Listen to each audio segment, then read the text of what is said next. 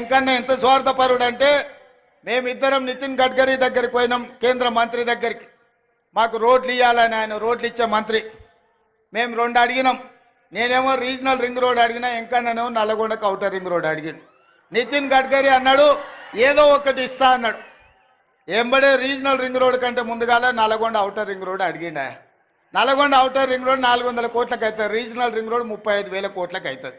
అయినా ఎంకన్నా నల్లగొండను అభివృద్ధి చేయాలా అన్న పట్టుదలతో నల్లగొండకు అవుటర్ రింగ్ రోడ్ ఆయన తెచ్చిన రీజనల్ రింగ్ రోడ్ మనం ఇవాళ వేసుకోవాలనుకుంటున్నాము. తప్పకుండా రీజనల్ రింగ్ రోడ్ కూడా మీ ఎంకన్న చేతుల మీదుగానే ఆనాడు వైఎస్ఆర్ ఉన్నప్పుడు అవుటర్ రింగ్ రోడ్ అయింది. ఈనాడు ఎంకన్న చేతుల మీదుగా కేంద్ర ప్రభుత్వం నుంచి రీజనల్ రింగ్ రోడ్ తీసుకొచ్చి అభివృద్ధి చేసే బాధ్యత ఈరోజు మన ప్రభుత్వం తీసుకుంటుంది.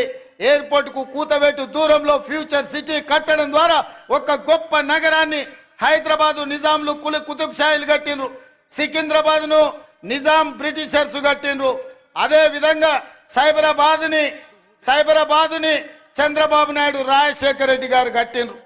ఇవాళ 4th సిటీని మీ అన్నగా మీ తమ్ముడుగా 4th సిటీని కట్టే బాధ్యత ఆ సిటీ ఫ్యూచర్ సిటీ అవుతుంది. 50,000 ఎకరాల కొత్త నగరాన్ని నిర్మించుకొని ప్రపంచంలో ఉండే పెట్టుబడులను అక్కడికి తీసుకొచ్చి మన నిరుద్యోగ యువకులకు, ఇంజనీర్లకు, లాయర్లకు, డాక్టర్లకు ఉద్యోగ ఉపాధి అవకాశాలు కల్పించే బాధ్యత ఈరోజు మన ప్రభుత్వం తీసుకుంటుంది.